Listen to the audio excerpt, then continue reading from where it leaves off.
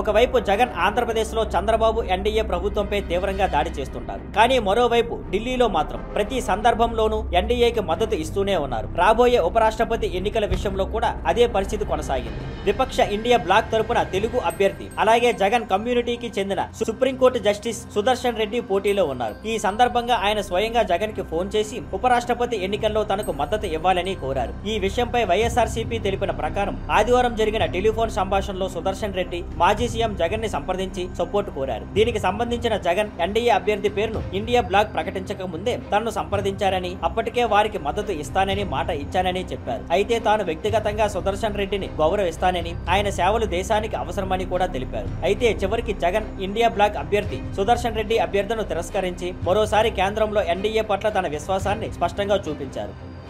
Thank you for watching. Please like, share and subscribe.